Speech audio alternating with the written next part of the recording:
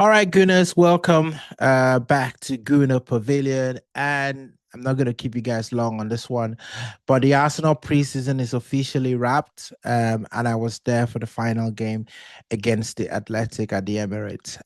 And I took my daughters with me, their first ever Arsenal game. And of course, being kids, they loved it. I loved it. Being a dad, we're all decked up in our Arsenal tops going there, even though I have to say, Arsenal jerseys, they do cost a pretty penny. But they had fun, which was the most important thing. And, for a lot of parents who've taken their kids, especially for the first game, in the Emirates Stadium or in any football or any sports event, you probably dread some words that your kids were saying. And for me, it was, Dad, we need the bathroom. And listen, I tried to time it. I was like, okay, we'll go, darling. Just give it a few minutes before we go. But no, we walked out and bam, Arsenal score. So while I'm trying to navigate the bathroom, Arsenal score a goal, which is absolutely classic. But hey, they get to see Arsenal win in the end, and I had the joy of explaining, play by play what that goal was as we were walking back to our seats. But guys, let's get into the football.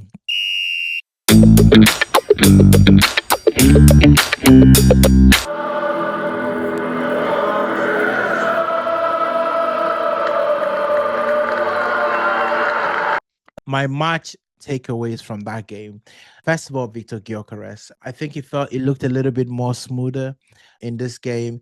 If you see my last podcast, I talked about chemistry being the greatest thing that Arsenal are trying to engineer right now. And there isn't a lot of time, right? Because the season starts in a couple of days. But Gyökeres looked a little bit better, especially in that first half. And I was sitting on that side that Arsenal was attacking. And a number of times he was doing some great stuff on the left, trying to combine with Calafiori and Martinelli.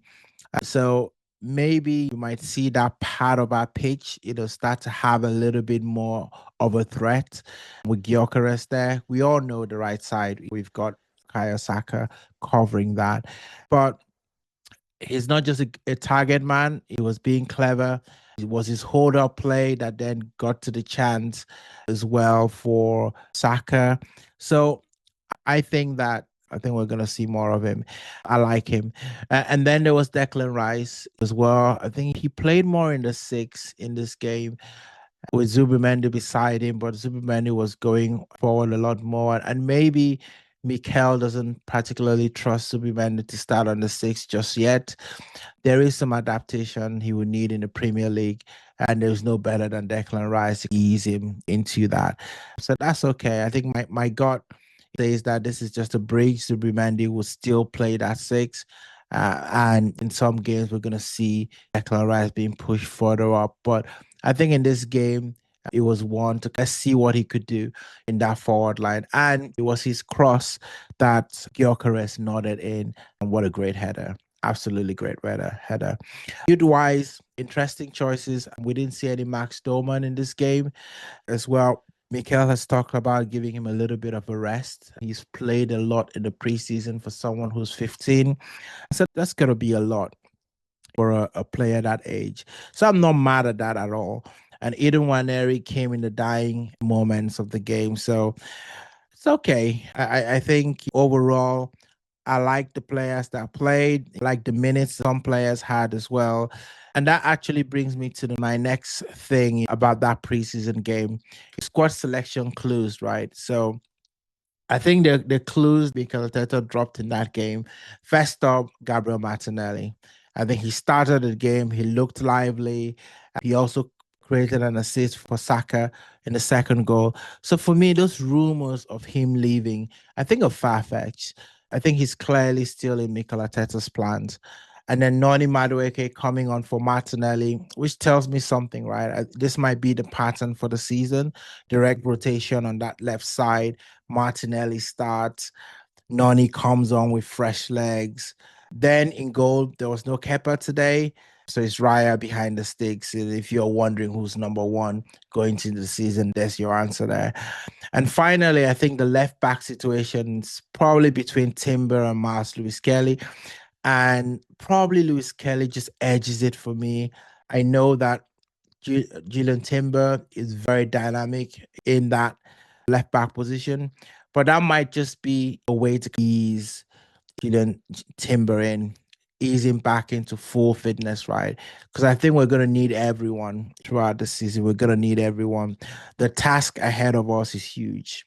We're not just trying to overturn Liverpool, we're also trying to keep Man City at bay because you're going to be coming even stronger than they were last season. I know they are quiet, but actually that allows me to just tell you guys about the Premier League big kickoff. So we'll be doing one next week, just before the season starts. I'll be having a few friends over as well. So we'll just talk Arsenal. We'll cut it up, talk a little bit about the season. So you don't want to miss that. So turn on those subscription notification bells as well. And don't forget to like and subscribe in the content as well, so that you can see when that goes up. And then finally, for me, guys, I think based on what I saw yesterday, my prediction for what our 11 going into that Manchester United game will look like this. I think Gyökeres is going to lead the attack. You're going to have Odegaard behind him playing that number 10 role. Martinelli and Saka are going to complete that four in the top end of the pitch. Then you're going to have Rice holding Zubimendi and will be alongside him once he's ready.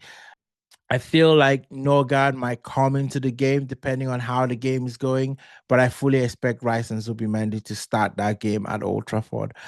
I think our midfield, and I don't want to spoil the conversation that we're going to talk about. So, you know what? I'm going to wait to that conversation. And then defense, you've got Saliba and Gabriel, the CB pairing. I think that's given. But don't be surprised if Mosquera starts early to ease Gabriel back in. Gabriel has had, I think he played roughly about 50 minutes or 60 minutes or so in that Villarreal game. And then he also was a substitute. But interesting though, Mosquera, Villarreal, he played on the right-hand side. And then Athletic, he played on the left-hand side as well. So Mikel Arteta is probably trying his versatility. I think there's no question about that. Mosquera has really shown what he can bring to the team. So I expect him to play in a couple of games as well. Then Lewis-Skelly at left back, and then Ben White at right back as well. And in goal, Raya. I think unless Arteta pulls a shock, I think he's starting. So, guys, that's a preseason wrapped up. It's been an emotional one. It's Arsenal fans. It's not really gone the way that we wanted.